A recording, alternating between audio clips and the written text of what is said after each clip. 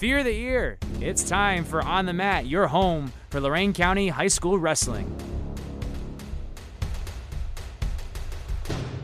Hello, everybody. Welcome to another edition of On the Mat, presented by Spitzer Auto World in Amherst. Our world revolves around you. I'm your host, Jared Viancourt. Guys, it has been freezing this week in Lorain County. From the snowstorm this past weekend to the chilling temperatures this week, a lot of schools have called off due to the weather. And I gotta wonder, are our Lorain County teams going to be able to wrestle this weekend? It all depends on what tournament your school is going to, and I gotta think if the tournaments do happen, there is going to be some additional weight allowances. Instead of your typical 2-pound allowance, I can see tournaments giving wrestlers 3 pounds and even 4-pound allowances.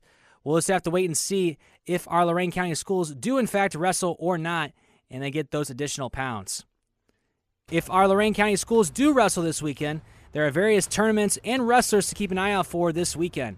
Starting in the boys division, Amherst, they'll be at the Hoban Invitational. Keep an eye out for 138-pounder Cannon Fritz. He took 4th place last week at the Dale Carroll Invitational.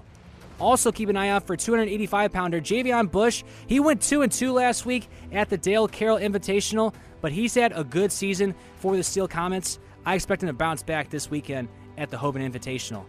Firelands, they'll be at the Delaware Hayes Riemann Invitational.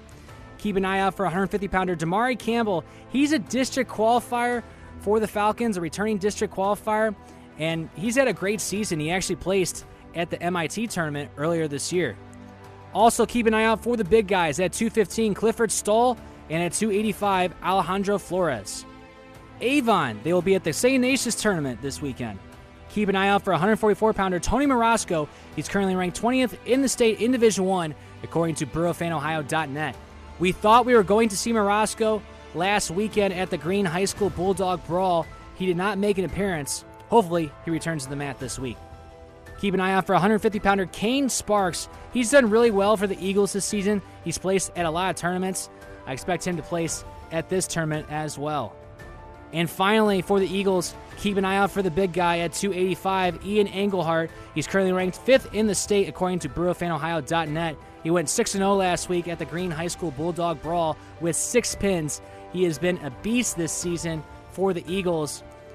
Engelhart, he won another state football championship in December and then came straight from football to the wrestling mat, and he hasn't missed a beat. Let's move over to the girls' side. Pretty much every Lorain County team will be at the LCWCOA tournament at Cloverleaf. Keystone, Avon Lake, Black River, Clearview, Midview, Columbia, Lorain, Wellington, and North Ridgeville, they will all be at this tournament. There are a lot of storylines that could possibly happen this weekend at this tournament. Destiny Cabot of Avon Lake at 100 pounds could possibly take on Callie Otero of Lorain. Cabot, she's a returning state placer, while Otero is a returning state qualifier. These two have wrestled twice already this season, and Otero has defeated Cabot in both matchups. Could we see round 3? Also for Avon Lake, keep an eye out for 105-pounder Virginia Jordan. She's placed in the top 4 in the last 2 tournaments for the short gals. At 140 pounds, Nylasha Phillips of Lorain could possibly take on Justina Hanna of Columbia. These two wrestled each other a couple weeks ago at the Fremont Vantage Lady Giant Tournament. Hanna, she got the victory 10-5. At 145 pounds, do we see the return of Sage O'Brien for Keystone and the return of Gabby Grace for Columbia? Both of them did not wrestle last week at the Columbia Lady Raiders Invitational, and O'Brien, she's been out of action for a couple weeks now. Finally, at 155 pounds, this is the weight class that I'm looking forward to the most. Taylor Owen of Black River could possibly take on Kaylin DeMagel of Columbia for the championship. Both DeMagel and Owen are 2-time state placers.